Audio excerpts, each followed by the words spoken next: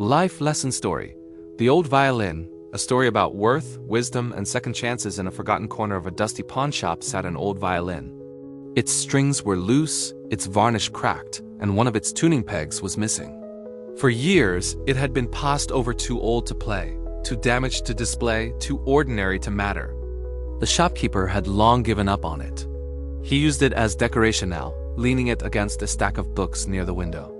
But one winter evening, as the wind howled outside and snow pressed against the glass, an elderly man stepped into the shop.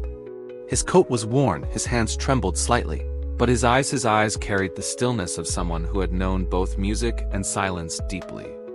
The shopkeeper greeted him half-heartedly. "Looking for something special?" The old man smiled faintly. "Perhaps something forgotten."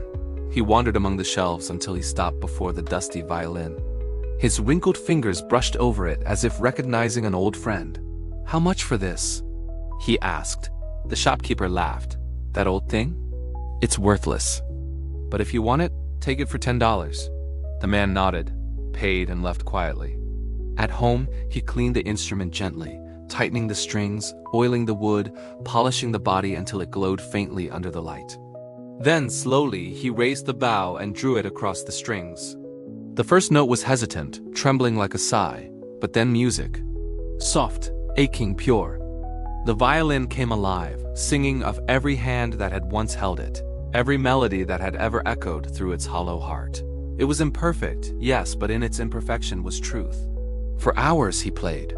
The house filled with the warmth of sound low, soulful notes that danced like flickers of firelight. When he finally stopped, he whispered to the instrument, "You were never broken. Just waiting." The next morning he took the violin to a nearby school where children were learning music.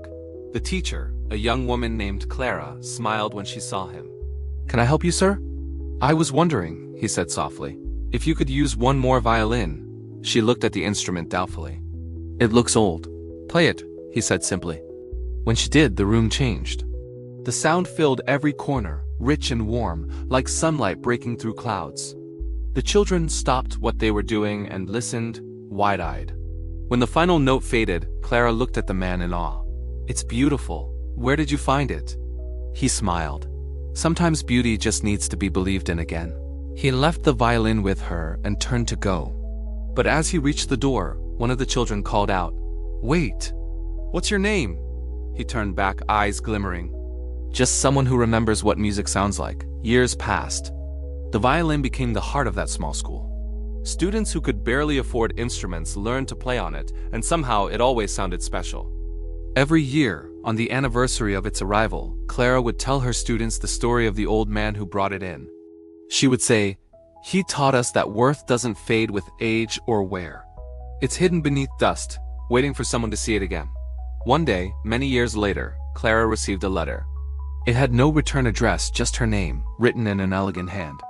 Inside was a simple note. "Thank you for keeping the music alive. A friend who once believed in broken things."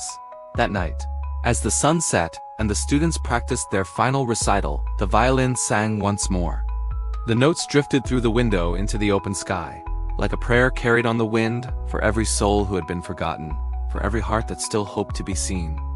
And somewhere, perhaps beyond this world, an old man smiled, tapping his foot gently to the rhythm of the life he'd helped restore. Moral of the story: our worth isn't defined by time or appearance. Even when we're forgotten, our purpose waits quietly for someone or something to awaken it again. Nothing truly beautiful ever loses its voice. It only waits to be heard.